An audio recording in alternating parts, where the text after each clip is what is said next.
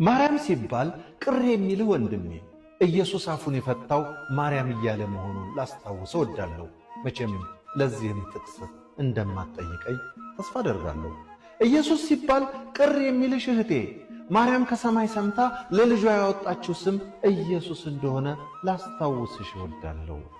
በእርግጥ ድንግል ማርያም ኢየሱስ ብላ ብትሰይመውም ስሙን ግን ለመጥራት ግን አንድ ቃል አልበቃት ብሎ ተቸግራ ነበር።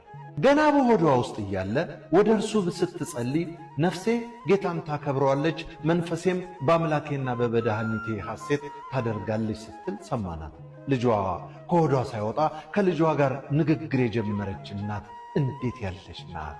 ወደ ሆዷ ራሷን ዘንበል አድርጋ ጌታዬ አምላኬ መድኃኒቴ እያለች የምትጣራ እናት አይታችሁ ታውቁ ይሆን? በሆዷ ውስጥ ዙፋኑን ለዘረጋው ንጉሥ ጸሎት የምታሰማ እናት እንደምን ያለች ናት! ከወለደችው በኋላስ ማን ብላ ጠርታው ይሆን? ገና ሕፃን ሳለ ምን ብላ አቅፋ አስተኛችው ይሆን? ምን ብላስ መገበችው? የልደት መዝሙሩን እሹሩሩ ብሎ የሰየመው ቅዱስ ኤፍሬም ድንግል ማርያም ልጇን ምን እያለች ታስተኛ ይሆን ብሎ በእርሷ ቦታ ይጨነቃል።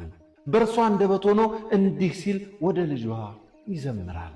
አንተ ምንጭ ሆይ ለአንተ ለማጠጣት የጡቶችን ምንጭ እንዴት ልክፈታቸው ይቻለኛል?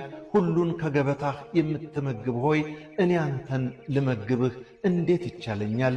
የክብርን ነጸብራቅ የተጎናጸፍከው ሆይ እንደምን በጨርቅ ልጠቀልልህ እችላለሁ? ላንተ እንዴት ያለ የማባበል ዜማን ላዜምልህ እችላለሁ? እንደ ማንኛውም ሕፃን ላንተ ሹሩሩ ብዬ እንዳልዘምርልህ እንደ ማንኛውም ሰው ተራ ልደትን የተወለድህ አይደለህም። ጽንሰትህ አዲስ ነው፣ ልደትህም ታምር ነው። በመንፈስ ካልሆነ ላንተ ሊዘምር የሚችል ማን ነው? ድንግል ማርያም ሆዷ ውስጥ ሳለ አምላኬ መድኃኒቴ ያለችው ልጇን ካደገ በኋላ ምን ብላ ጠርታ ይሆን ብዬ በ12 ዓመቱ በቤተ መቅደስ እስክታገኘው ጠብቄ ተከትያት ገባሁ። ከአይሁድ መምህራን ስር ቁጭ ብሎ በንግግሩ ያስደንቃቸዋል። ሉቃስ 2:48 እንደተጻፈው ምን ብላ ተጠራ ይሆን ብዬ አንደበቷን ስጠባበቅ ልጄ ሆይ አለችው። እኛ አባታችን ሆይ የምንለውን ፈጣሪ ልጄ ሆይ አለችው። ድንግል ማርያም ለልጇ የሚበቃው ስም አታለት ነበርና እርሱን የምትጠራበት ብዙ ስም ነበራት። በእናቶቻችን ማን ብዬ ልጥራው ስምህን ዜማ ድንግሊቱ ተጨንቃለች። ማን ብዬ ብጠራህ ይሻለኛል? ልጄ ብዬ ልጥራህ? ወንድሜ ልበልህ? ሙሽራዬስ ብዬ ልጥራህ? ጌታዬስ ልበልህ?